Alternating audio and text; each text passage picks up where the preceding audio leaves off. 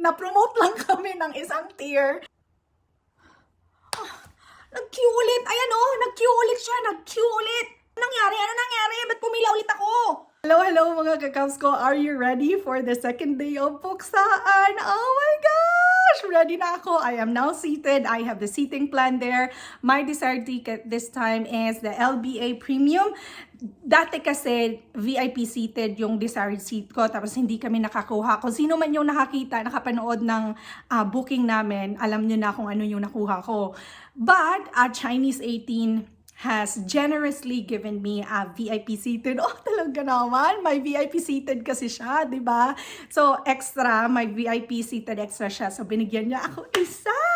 So, now, gusto kong ma-experience yung different levels, different tiers of seating. So, gusto ko naman yung LBA Premium. So, yun yung desired ticket natin. It's already 11:54, so 6 minutes away from puksaan mga kakabs ko. I actually have my lunch here, chicken curry, and my coffee. See you guys later. I hope you get your desired seat kasi you deserve that. Matagal tayo nag-antay nito. Talaga naman, talagang tinodo-todo ko na yung support this time kasi sobrang antagal ko ng 18 since 2019.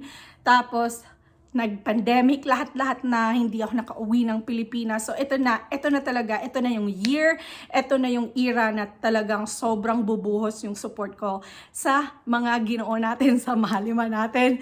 So let's go, Cubs. Let's eat lunch pa ha. Let's eat lunch na lang. Ang sarap-sarap.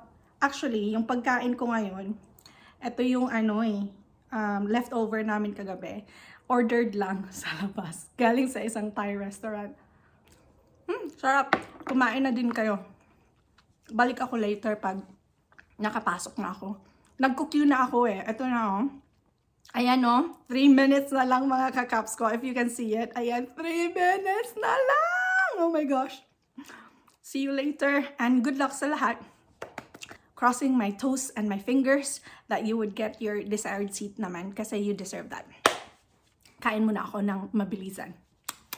Anyway, mga kakaps ko, alam nyo, dapat mapansin na tayo ng government.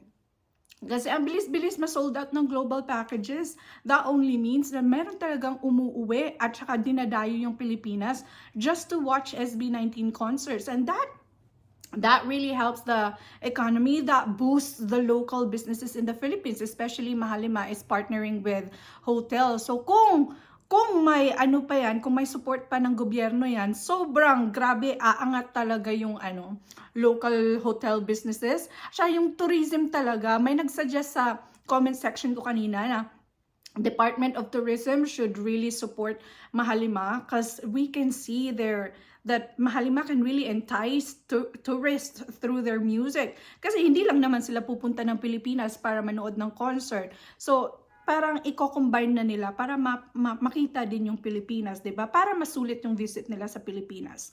So, hopefully talaga kaming mga 18 na galing abroad, talagang kailangan naming sabihin sa immigration pag-uwi na lalo na sa mga foreigners, actually sa mga foreigners, dapat sabihin talaga nila na they're in the Philippines because they're watching SB19 concert. Para talaga may record kung ano yung totoong dayo nila sa Pilipinas.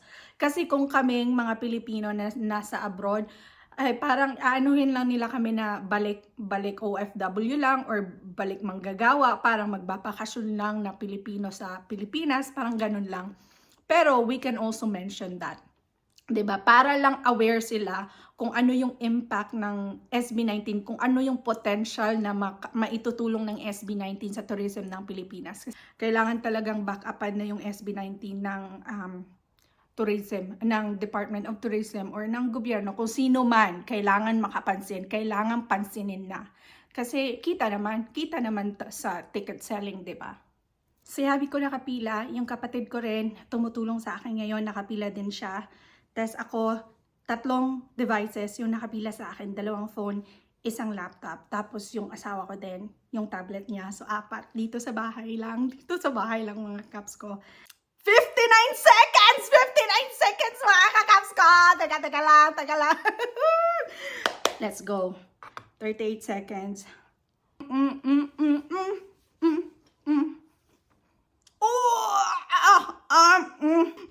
Nag-queue pa ako, Caps! Look! It's the slowest man I've ever seen. Slow. 0% ako, Caps. 0% din sa phone ko. Baka maabutan na naman tayo ng 4 hours. Hopefully not. Baka 1 hour lang to. Mga kakaps. Ayan na! What is my number? 24,000! 24,000! Oh, etong isa! Ito sa phone ko! 7,000! 7,000 lang tong phone ko! 7,000 lang tong phone ko! Teka lang. Excited! 7,000 tong phone ko. Etong phone ko, yung hubby ko, nandun kasi si hubby sa office niya. Nasa office niya siya. So, doon siya magbubook. Hindi ko na siya dinidisturbo kasi may sarili siyang mundo ngayon. Kailangan niyang mapagsarili. Yung sarili niya. Kailangan niyang mapagsarili yung sarili niya. Hindi ko siya dinidisturbo ngayon. Pero tinutulungan niya ako mag-book. Kasi today, we're both at home. Yung work namin sa home lang. Ako, I'm always at home anyway. Hindi ako pumupunta sa office kasi I try to make sure na I'm just here at home. Nakakapagod kasi mag-opisina. Dito na lang sa bahay kasi may office naman. So, kapag kayong asawa ko pumupunta sa work niya, ako yung gumagamit sa office niya. Pero yung physical na office ko, walang pumupunta doon. Basta yung target natin, lower box A, which is the white one. So, lower box A is 106 and 110. I don't mind to go to lower box B, which is the red ones there, or maroon ba yan? I don't mind going to the green ones as well. What is the green one? Lower box A regular. Yun lang talaga. Oh Lord, please give me it. Para ma-experience naman yung yung iba't ibang tiers ng upuan sa Philippine Arena, di ba? Less than a minute, 166 ahead of me. And 98% Caps. Yung sa laptop ko, oh my gosh, biglang nag-25 minutes siya. Anong nangyari sa laptop? It's your turn! It's my turn!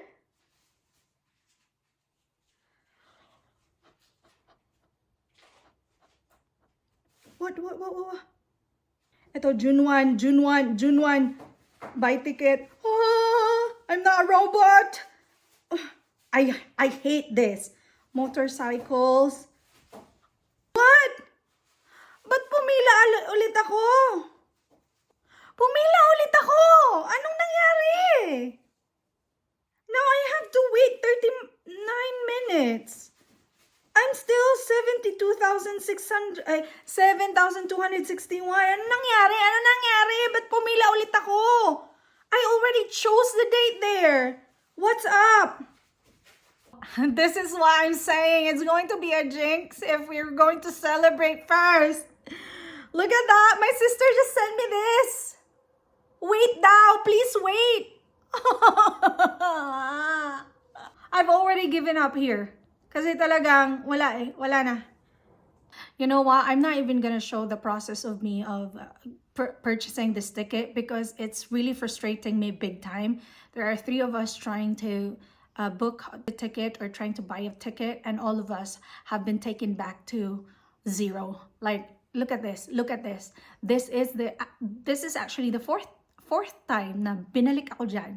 So I'm not sure what is wrong. SM tickets, you guys did not have any problem when we first had it way back. I don't know when was that. And there were so many people who queued for the first day. But this time, seriously, what is going on with this? This has frustrated me big time now because I don't think I would be able to get the desired ticket that I'm planning to get. It's just annoying. This is so frustrating and disappointing considering that there are not a lot of people. I mean, there are a lot, but it's not 100,000, you know? Oh my God, what the heck? Ano yan? Naglo-loading siya.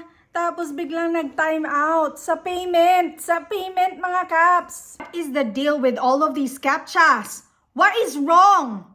Oh my God, it is actually non-stop. I'm about to cry. What is this about? What is this all about? Paulit-ulit lang naman. Nag-queue ulit. Ayan o, nag-queue ulit siya. Nag-queue ulit. Frustrate. Parang mawawala na naman yung mga desired seats ko. June 1, buy tickets. Oh Lord, I'm not a robot. Okay, let's approach this with grace. Bridges.